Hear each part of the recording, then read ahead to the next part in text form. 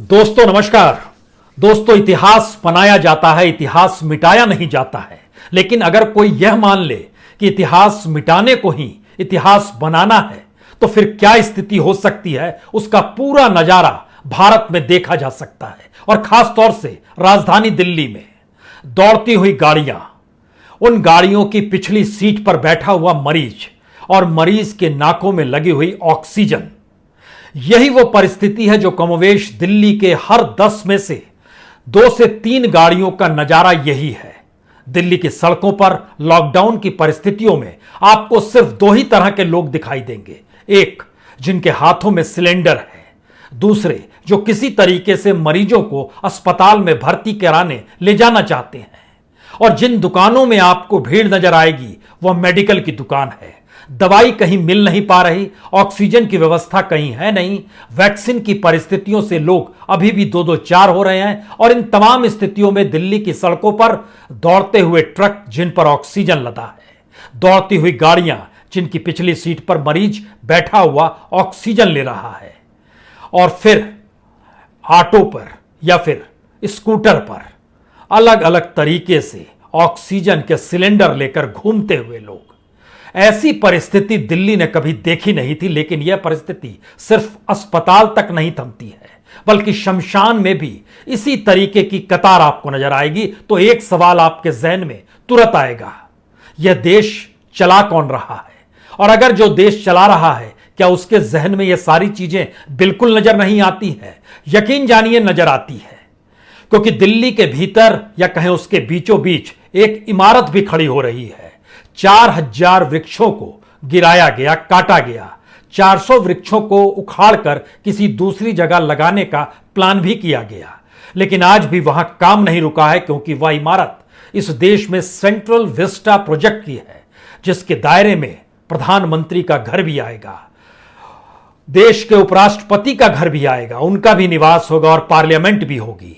1300 करोड़, इतनी बड़ी रकम के साथ काम वहां तेजी से चल रहा है। निर्धारित हो चला है कि दिसंबर 2022 तक प्रधानमंत्री का निवास तैयार हो जाएगा और उनकी सुरक्षा में लगी हुई एसपीजी की भी रिहाइश वहीं पर रहेगी। तो वह भी दिसंबर 2022 तक बन जाएगी। जब आप उस इलाके से गुजरते हैं तो कंस्ट्रक्शन का जो काम चल रहा है उसकी हवा कहीं ना कहीं आपके फेफड़ों में जाएगी और आपके भीतर फिर यह सवाल उठेगा, इस वक्त देश जब एक एक सांस के लिए अटका पड़ा है और ऑक्सीजन तक देश में नहीं है, इलाज की व्यवस्था तक नहीं है, तो ऐसे में कंस्ट्रक्शन का काम दिल्ली के बीचों बीच कैसे चल सकता है? लेकिन चल रहा है। तीसरी परिस्थिति दिल्ली के हवाई अड्डे पर खड़े हुए विमानों को देखकर आप लगा सकते हैं, जहां 25 अप्रैल को पहली बार सिंगापुर से विमान आया था, मेडिकल इक्विपमेंट से लैस था, उसमें अलग अलग तरीके से जो भी मरीज को जरूरत है वो सारी चीजें लदी हुई थी। 40 टन होते होते 400 टन तक ये जा पहुंचा, क्योंकि बीते 7 दिनों के भीतर में 1-2 नहीं 2 दर्जन से ज्यादा हवाई जहाज दुनिया के अलग अलग हिस्सों से आए। लेकिन उन परिस्थितियों के भीतर भी सारे जहाज इसीलिए रुके थमे पड़े हैं क्योंकि पता ही नहीं था कि उसका डिस्ट्रीब्यूशन कैसे, किन हाथों के जरिए, कस्टम के हाथों से निकालकर कैसे सौंपा जाना है। आप कहेंगे यह रेड टेपिज्म है भारत के भीतर का। तो जिस वक्त समूची दुनिया भारत को मदद करना चाहती है जिंदा रखने के लिए, उस वक्त भी रेड टेपिज्म है, लाल फीताशाही है क्या? हमें लगता है एक चौथी परिस्थिति भी इस देश के भीतर में घुमड़ रही है। इस बरस में 1 करोड़ लोगों के रोजगार जा चुके हैं। महीने दर महीने रोजगार कैसे गए? अगर इन सारी परिस्थितियों को मिला दीजिएगा और उसके बाद एक सवाल आपसे कोई पूछे, यह देश चला कौन रहा है, तो आपके सामने एक बड़ा सा प्रश्न चिन्ह उभर जाएगा। लेकिन आइए जरा इसे परत दर परत खोलते हैं। इसको खोलने की जरूरत इसलिए भी है क्योंकि दिल्ली के हवाई अड्डे पर खड़े हुए जहाज जिन पे माल लदा हुआ है, लेकिन उसको उतारने की परिस्थिति में कोई नहीं है। 40 देशों से ये माल आए हैं, लेकिन उसके लिए जो स्टैंडर्ड ऑपरेटिंग प्रोसीड्योर सिस्टम होता है, जो कोई भी सरकार बनाती है, वह गायब है। उसकी वजह क्या है, यह कोई नहीं जानता है। अंदरूनी तौर पर सबसे बड़ी वजह यह है कि इस देश में केंद्र सरकार के हाथों सारी चीजें सौंपने को ना तो अमेरिका तैयार है या ना दुनिया के कई देश तैयार है। वो चाहते हैं सिस्टम डिस्ट्रीब्यूशन सिस्टम कुछ इस तरीके से बने कि राज्यों को अपने आप वो सुविधा मिलती चली जाए। इसमें इन्वॉल्वमेंट अगर रहे केंद्र सरकार का तो वो हेल्थ मिनिस्ट्री का रहे, इसमें इन्वॉल्वमेंट रहे वह जिसको डिस्ट्रीब्यूशन सौंपे, जो उसने HLL फेयर को सौंपा हुआ है, डिस्ट्रीब्यूशन लाइफ केयर को सौंपा है। अब जरा समझने की कोशिश कीजिए कि इतनी बड़ी तादाद में फॉरेन सहयोग, जिसमें ऑक्सीजन जनरेटर्स हैं, जिसमें कंसंट्रेटर्स हैं, जिसमें वेंटिलेटर्स हैं, ये सारी चीजें हवाई अड्डे पर पड़ी हुई है। और इस देश के भीतर में तमाम जगहों पर अस्पतालों में त्राहिमाम इसलिए मचा हुआ है क्योंकि यही सारी चीजें उन तक पहुंच नहीं पा रही है। हर जगह कैसी कैसी परिस्थितियों के बीच देश झूल रहा है। जब इसे आप देखेंगे तो जानकारी मिली कि अगर स्टैंडर्ड ऑपरेटिंग प्रोसीड्योर नहीं है तो उसकी वजह क्या है। Ministry of health and family welfare को नोडल मिनिस्ट्री बनाया गया। उसने कहा डिस्ट्रीब्यूशन मैनेजर के तौर पर HLL लाइफ केयर रहेगा, जो कि इस देश में सार्वजनिक उपक्रम है, यानी केंद्र सरकार के अधीन वो काम करता है।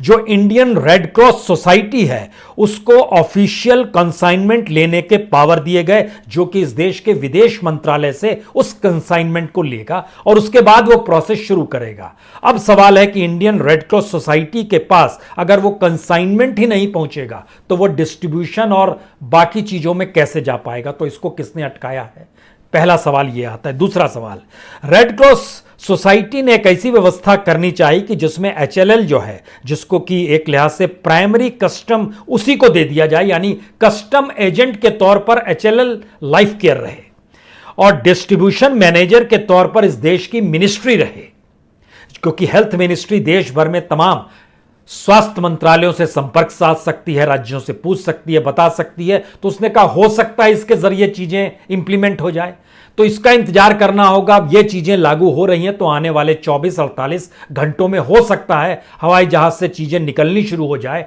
क्योंकि जो पावर दुनिया भर के भीतर में एक सवाल है मौजूदा वक्त में केंद्र सरकार की स्थितियों को लेकर, उसकी अक्षमता को लेकर, यह सवाल बार बार इस देश को इसलिए चौंका रहा है क्योंकि किसी भी देश की केंद्रीय सत्ता को ही माना जाता है कि जब भी दुनिया में कहीं से कोई माल आएगा तो उसके जरिए डिस्ट्रीब्यूट हो जाएगा, लेकिन दुनिया को भरोसा नहीं। और उसकी सबसे बड़ी वजह यह है कि इस देश में इस क्राइसिस के दौर में भी पॉलिटिक्स जमकर हो रही है। जो बीजेपी शासित राज्य हैं, जो करीबी सहयोगी हैं, उनको तो मदद पूरी मिल जाएगी, लेकिन जो विरोधी हैं, विपक्षी हैं, उनको जितना भी अलॉट किया जाएगा उस अलॉटमेंट से कम दिया जाएगा। और इसके लिए पहली स्थिति हाईकोर्ट के जरिए जिन बातों का जिक्र किया गया, हमको लगता है उसको दोहराने की जरूरत होनी नहीं चाहिए, क्योंकि दिल्ली को लेकर केंद्र सरकार ने ही जितनी निर्धारित की ऑक्सीजन दी जाएगी उतनी ऑक्सीजन दे पाने की स्थिति में भी वह क्यों नहीं आई, जबकि दूसरे बीजेपी शासित राज्यों में निर्धारित से ज्यादा उसने दे दिया। यह एक अलग सवाल या कहीं इससे जुड़ा हुआ सवाल। दूसरा बड़ा सवाल यह है कि जब हम इस देश के भीतर में दिल्ली की सड़कों पर गाड़ियों में जिंदगी और मौत को रेंगते हुए देखते हैं तो दूसरा सवाल शुरू होता है कि इसी दिल्ली के बीचों बीच में राजा जी का बंगला, नहीं प्रधानमंत्री का बंगला क्यों तैयार हो रहा है और उसको लेके इतनी अफरा तफरी क्यों मची हुई है। मजदूर रोज आते हैं, रोज वहां पर काम करते हैं। दिल्ली के ठीक बीचों बीच है, NDMC का इलाका है, ये उसके दायरे में ही आता है। दिल्ली को चलाने के लिए एक तरफ म्यूनिसिपल कॉरपोरेशन है, दूसरी तरफ NDMC है। जितने भी मिनिस्ट्रीज, जितने भी मंत्रालय, जितने भी कैबिनेट मिनिस्टर्स, जितने भी मंत्री, जितने भी VVIP रहते हैं वो NDMC के इलाके में रहते हैं। जितनी बड़ी शानदार इमारतें और महत्वपूर्ण इमारतें हैं वो NDMC के इलाके में आती है। वहीं पर यह कंस्ट्रक्शन चल रहा है। 1340 करोड़ रुपए इस पे खर्च होने हैं। उसको लेकर किसी भी हालत में रुकना नहीं चाहिए काम। यह एक परिस्थिति अपने तौर पर चल रही है। अब यहां से बात शुरू होती है, इस इलाके से जैसे ही आप बाहर निकलेंगे आपके जहन में एक सवाल होगा, मौत अगर ऐसे दिल्ली में रेंग रही है और सरकार का ध्यान उस तरफ नहीं है तो लोगों की क्या स्थिति होगी। अब आप कल्पना करने की शुरुआत कीजिएगा, क्योंकि सरकार के एक आंकड़े सामने आए। उसने बताया कि इस साल जनवरी से लेकर अप्रैल तक 1 करोड़ लोगों की नौकरियां गई हैं। जनवरी के महीने में तकरीबन 8.5 लाख, फरवरी के महीने में तकरीबन 18,60,000, मार्च के महीने में 70,000, अप्रैल के महीने में 73,50,000 नौकरियां चली जा चुकी है। बेरोजगारी का आलम यह है कि अगर कहीं पर कोई काम नहीं हो रहा है, किसी के पास पैसा आएगा कहां से और वो जिंदगी चलाएगा कैसे? और अगर इन परिस्थितियों से सरकार आंख मूंद चुकी है तो होगा क्या? होगा क्या, अब जरा सुनिए। एम्बुलेंस, अगर आप एनसीआर के इलाके से दिल्ली के किसी भी अस्पताल में कल को कोई एम्बुलेंस लेते थे, उसकी कीमत होती थी 1000 रुपए से 1200 रुपए। एम्बुलेंस को 1200 रुपए दीजिए, वो दिल्ली के किसी भी अस्पताल में, वो नोएडा का इलाका हो सकता है, वो ग्रेटर नोएडा का इलाका हो सकता है, वह दूसरी तरफ गाजियाबाद सटा हुआ है, या गुड़गांव का इलाका हो सकता है, या फरीदाबाद का इलाका हो सकता है। इन तमाम जगहों से 1200 रुपए में एम्बुलेंस के जरिए आप पहुंच सकते थे दिल्ली के किसी भी अस्पताल में। मान लीजिए एक दूसरे छोर पर है तो ज्यादा से ज्यादा 1500 रुपए, इससे ज्यादा एम्बुलेंस वाला पैसा नहीं लेता था। लेकिन आज की तारीख में अगर आप एनसीआर से दिल्ली की तरफ जाते हैं, दिल्ली से एनसीआर वापस मरीज को लेकर जाना चाहते हैं, तो मिनिमम जो है वो 8000 है, मिनिमम। मैक्सिमम जो है वो 15000 तक की पेमेंट आपको करनी पड़ेगी, तब आपको एम्बुलेंस लेकर जाएगा। यह कमाई है इस देश के भीतर में। जान बचाने को या इलाज के लिए ले जाने को लेकर एम्बुलेंस की कमाई शुरू होती है। दूसरी स्थिति है इस देश के भीतर में जो ऑक्सीजन 800 रुपए में और फ्री ऑफ कॉस्ट मिलता था, उसकी कीमत झटके में 10,000 रुपए हो गई। वह भी बढ़ती जा रही है अलग अलग जगहों पर। लखनऊ में 58,000 में भी है, और खाली रिफिल जो मिलता है उसकी भी कीमत लगभग 70,000 है, जो डॉक्यूमेंट्स बतला रहे हैं। खाली सिलेंडर भी आपको 70,000 में मिलेगा। 58,000 में आपको जंबो सिलेंडर मिल जाएगा जो 4 घंटे से लेकर 24 घंटे तक चलेगा। 35,000 में आपको छोटा सिलेंडर मिल जाएगा, जिनकी कीमत कल तक 1,000 रुपए नहीं थी, आज इतनी ज्यादा कीमत हो चली है। तीसरी स्थिति है जो बेड को लेकर, जो शमशान घाट में लाइन को लेकर। उससे पहले हमें लगता है एक चीज और जानिए। एक दवाई है रेमडेसिविर। इस दवाई को लेकर अभी तक यह था कि इसकी ब्लैक मार्केटिंग हो रही है, लेकिन अब यह स्थिति धीरे धीरे आ गई कि अब ब्लैक मार्केटिंग तो हो ही रही है और मनचाही कीमत वसूली जा रही है। एवरेज कीमत इसकी 3,000 रुपए है, लेकिन जो कीमत वसूली जा रही है वह लगभग 12,000 से शुरू होती है, और आपकी जरूरत और आपकी कीमत जो भी होगी उसके हिसाब से यह बढ़ती चली जाती है, और बढ़ते बढ़ते यह हो सकता है कितनी भी हद तक जा सकती है। 3,000 रुपए के रेमडेसिविर की कीमत हो सकता है आपको 25,000 में मिले। लेकिन बात है कि अब दिल्ली के बाजार में यह नकली रेमडेसिविर भी आ गया है। हमें लगता है कि आज इसको जरा परखने की जरूरत इसलिए है क्योंकि यह सवाल देश के भीतर में बार बार 2 सवाल उठते हैं। एक ही मेडिसिन की कीमत 2 कैसे हो सकती है? जैसे वैक्सीन को लेकर सवाल हुआ, इस रेमडेसिविर को लेकर सरकार ने टैक्स कम किया जो इस पर लगाया हुआ था, उसके बाद जो कीमत निर्धारित की, लेकिन उसके बावजूद भी दिल्ली के नहीं देश की 7 कंपनियां बड़ी इस दवाई को बनाती है। लेकिन जरा एक स्थिति को देखिए और उसके साथ यह भी देखिए कि कैसे नकली दवाई बनाई जाती है और उसका पता क्या दिया जाता है, उसका एड्रेस जो रहता है वो कैसे 2 राज्यों के परिस्थितियों को मिलाकर खड़ा कर दिया जाता है। यह सारी चीजों के लिए पहले देखिए यह स्थिति जो भारत सरकार ने जारी किया कि रेमडेसिविर की कीमत क्या होगी। तो रेमडेसिविर को लेकर सरकार ने 17 अप्रैल को एक प्रेस रिलीज जारी की और बताया कि हम टैक्स कम कर रहे हैं, टैक्स हटा रहे हैं। तमाम कंपनियां जो रेमडेसिविर बनाती हैं वो अब कीमत को कम करें, जिससे ब्लैक मार्केटिंग में जो कीमत है वह भी कम हो जाए। लेकिन कमाल की बात है, दवाई एक है, बनाने वाली 7 कंपनी, और 7 की कीमत अलग अलग। यह भी एक सवाल है इस देश के भीतर में एक ही मेडिसिन को लेकर अलग अलग कीमत कैसे रखी जा सकती है, और यह बाकायदा मिनिस्ट्री के जरिए जारी किया गया। लेकिन सवाल इतना पर नहीं था कि जो कीमत है उससे भी 1000 गुना ज्यादा कीमत में दवाई दिल्ली के बाजार में बिक रही थी, उत्तर प्रदेश में बिक रही थी, देश के अलग अलग हिस्सों में बिक रही थी, क्योंकि इसे जान बचाने वाली मेडिसिन माना गया। और इस जान बचाने वाली मेडिसिन का ही नकली रूप भी सामने आ गया, और इसमें हर चीज का जिक्र था, लाइसेंस नंबर था, मैन्युफैक्चर डेट थी, और जो एड्रेस भी दिया गया था वह भी एड्रेस कमाल का एड्रेस था।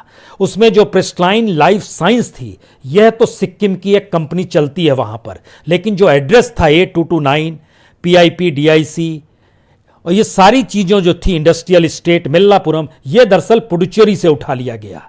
क्योंकि जब हमने खोजबीन शुरू की तो 2 कंपनियों के नाम ऐसे मिले जिसको मिलाकर इस नकली दवाई की एड्रेस को लिखा जा सकता है। यानी भारत सरकार ने कभी ध्यान दिया ही नहीं कि उसकी अपनी एजेंसीज क्या काम कर रही है। इन दो कंपनियों के नाम भी देख लीजिए आप, ये दो अलग अलग कंपनियां हैं, एक पुडुचेरी की है, दूसरी सिक्किम की, और दोनों को मिलाकर बना दिया गया। तो कैसे देश किस रूप में चल रहा है उसकी पूरी तस्वीर ये आंखों के सामने रेंगने लगती है। इन तस्वीरों को देखकर लगता है वाकई कोई सरकार चला रहा है या नहीं चला रहा है। तो रेमडेसिविर का पूरा कच्चा चिट्ठा आपके सामने है, लेकिन अब इससे बात एक कदम और आगे बढ़ाइए। जैसे ही आप प्राइवेट अस्पताल में पहुंचते हैं, वहां पर 5 लाख रुपए आपसे जमा करा लिए जाते हैं। हम आपको सारी दवाई दे देंगे, आपको ना ऑक्सीजन लाने की जरूरत पड़ेगी, ना रेमडेसिविर लाने की जरूरत पड़ेगी, ये सारी जिम्मेदारी हमारी है, लेकिन इसके लिए आपको 5 नहीं 10 लाख रुपए देने होंगे। कुछ जिम्मेदारी आप लेंगे तो आपको 5 लाख रुपए देने होंगे। यह अस्पतालों की परिस्थितियों के बीच में दिल्ली के भीतर में इलाज चल रहा है। दिल्ली और एनसीआर के इलाके में यह इलाज की परिस्थितियां हैं। एक बेड जो होता है उसको जब आप लेते हैं तो उसका एवरेज जब निकाला जा रहा है बीते 10 दिनों का, तो वो जानकारी आती है कि 30 लाख में मौत मिल रही है। यानी अस्पताल के भीतर लगातार ये खबर आई कि ऑक्सीजन कम होने से इस अस्पताल में इतने लोग मर गए, उस अस्पताल में इतने लोग मर गए। लेकिन जो इलाज करा भी रहे थे और इलाज कराते कराते उनको ऑक्सीजन भी मिल रहा था, उनका जब पूरा एनालिसिस किया गया तो जानकारी निकल कर आई, जी नहीं, एवरेज जो है वो 30 लाख रुपए आपके पास होने चाहिए। अब आप जरा कल्पना करने की शुरुआत कीजिए कि ऐसे अस्पतालों के डॉक्टर्स जो कल तक एसी कमरों में बैठकर बड़े बड़े बिल बनाकर तमाम टेस्ट कर कर ऑपरेट करते थे, अब उनके सामने एक मास लेवल पर या कहीं एक लंगर की परिस्थिति अगर खुल गई है और उन्हें इलाज करना है तो वो क्या करेंगे। और इलाज के लिए आपको 2 से 3 चीजें ही चाहिए, स्टेरॉइड चाहिए, रेमडेसिविर ज्यादा से ज्यादा चाहिए, ऑक्सीजन चाहिए, और वहां पर मौजूद नर्स के जरिए देखभाल की परिस्थिति चाहिए। इसके अलावे कोई ज्यादा खर्चा नहीं है, इसको मॉनिटरिंग और सारी चीजें करने की परिस्थिति है। लेकिन यह 5 लाख से लेकर 10 लाख एडवांस से शुरू होता है, एवरेज 30 लाख तक जाता है। कई कई लोगों ने जानकारी दी कि उनसे लगभग 50 से 60 लाख रुपए ले लिए गए हैं। सवाल है, जान से महत्वपूर्ण तो पैसा होता नहीं है, लेकिन किसी देश के भीतर में अगर ऐसी परिस्थिति आ जाए जहां पर सब कुछ उन हाथों में केंद्रित हो जाए कि अगर आपकी जान बचानी है तो यह दवाई मेरे पास है, कल आपको पानी की जरूरत पड़ेगी तो एक गिलास पानी मेरे पास है, मुझसे आप खरीदेंगे तो इतने में कर देंगे। यह कल्पना करने की शुरुआत कीजिए, क्या भारत इस दिशा में बढ़ चुका है? और अगर भारत इस दिशा में बढ़ चुका है तो इसके बाद एक आखिरी परिस्थिति आती है, यह देश चला कौन रहा है? क्योंकि नोएडा के अस्पताल से जानकारी मिलती है, नोएडा की नर्स जिन्हें 17,000 रुपए वेतन मिलता है, मार्च का भी वेतन नहीं मिला। उन्होंने कहा हम काम छोड़ देंगे। हॉस्पिटल सरकारी है, मुश्किल हालात हैं, नर्सों का यह कहना है। एयर इंडिया की पायलट यूनियन जो इंडियन कॉमर्शियल पायलट एसोसिएशन है, उन्होंने डायरेक्टर ऑपरेशन को एक लेटर लिखा कि कम से कम व्यवस्था तो करा दीजिए जिससे कम से कम सारे पायलट्स को टीका मिल जाए, वैक्सीन मिल जाए। वह भी स्थिति नहीं मिल पा रही है। अब सवाल यह है कि इस देश के भीतर में कितने ऑक्सीजन उत्पादन करने वाले केंद्र हैं और इस देश के भीतर में कितने शमशान घाट हैं। हमने जब इस परिस्थिति को देखना शुरू किया तो आपको जानकर हैरत होगी। आप इससे ही समझ लीजिए, उत्तर प्रदेश में 90 मध्यम लघु उद्योग ऑक्सीजन का उत्पादन करते हैं, जिनको वहां के 280 अस्पतालों से 280 हॉस्पिटल से जोड़ा गया। यह सरकार कह रही है, जोड़ा गया नहीं जोड़ा गया एक अलग मसला है। यह उनका दावा है कि हमने जोड़ दिया है। बहरहाल हमारा सवाल यह नहीं है, सवाल यह है कि पूरे के पूरे उत्तर प्रदेश के भीतर में जो 6 जिले प्रभावित हुए हैं सबसे ज्यादा, उसमें कानपुर है, उसमें गोरखपुर है, उसमें इलाहाबाद है, उसमें बनारस है, उसमें जो पूर्वी उत्तर प्रदेश के 2 और जिले हैं जिसको लेकर हाईकोर्ट ने भी कहा था। इन 6 जिलों के भीतर में जो शमशान घाटों की तादाद है उनकी संख्या लगभग 580 है। 580 शमशान घाट, 900 ऑक्सीजन उत्पादन के केंद्र, और ऑक्सीजन की वजह से लोगों के मरने की तादाद। इन 580 शमशान घाटों के जब आंकड़े निकाले गए तो पता चला कि जो डाटा आ रहा है मौत का, उससे ज्यादा शव वहां पर जल रहे हैं। यूं भी सरकार को लेकर दुनिया वर्ल्ड WHO का कहना है कि भारत के भीतर में जो मौतें होती हैं उसमें 20% तो अनआइडेंटिफाई ही रह जाते हैं। लेकिन मौजूदा स्थिति के आंकड़े बताते हैं कि 80% जानकारी नहीं मिल पा रही है। उन कौन थे, क्या थे। जो आंकड़े आ रहे हैं वो 20% के आंकड़े आ रहे हैं। इन स्थितियों में अगर ये देश चल रहा है तो सवाल जहां से बात शुरू हुई थी, आखिर ये देश चला कौन रहा है। वाकई न्यायपालिका चला रही है? जहां हाई कोर्ट कुछ बोलता है सुप्रीम कोर्ट आकर खड़ी हो जाती है। ये कार्यपालिका चला रही है जहां पे पहली जरूरत कार्यपालिका में सत्ता पक्ष के मंत्रियों की या सत्ता पक्ष की पॉलिटिकल पार्टी की जरूरत पॉलिटिकल वे में अब किसी भी तरीके से पश्चिम बंगाल को देखना है कि कैसे वहां पर अपने अनुकूल परिस्थिति बने, राष्ट्रपति शासन लगाने की स्थितियों को डेवलप किया जाए या क्या किया जाए, इसको तय करना है। यानी एक ऐसी परिस्थिति धीरे धीरे इसलिए बनती चली जा रही है। हम यहां पर एक जिक्र और कर दें, जो सेंट्रल विस्टा प्रोजेक्ट है, इसको लेकर भी जिन लोगों ने अपनी आपत्तियां हाईकोर्ट में दर्ज कराई थी, सुप्रीम कोर्ट ने सुओ मोटो लेकर इसका मामला भी अपने हिस्से में लेकर लिया था और कहा था कि अब हम ही देखेंगे, हम ही करेंगे, इस मामले को सुलझाएंगे। तो एक ऐसी स्थिति में अगर ये पूरा देश है और दिल्ली की सड़कों पर मौजूद लगभग 20 से 30 हजार गाड़ियां सिर्फ और सिर्फ मरीजों को ले जा रही है और सिर्फ सिलेंडर को ले जा रही है, तो आप कल्पना कीजिए इतिहास बन रहा है या इतिहास मिट रहा है। ये भारत है। अगर आत्मा मर गई तो फिर देश बचेगा नहीं, और देश किस दिशा में जा रहा है यह सब कुछ आंखों के सामने है। बहुत बहुत शुक्रिया, बहुत बहुत शुक्रिया।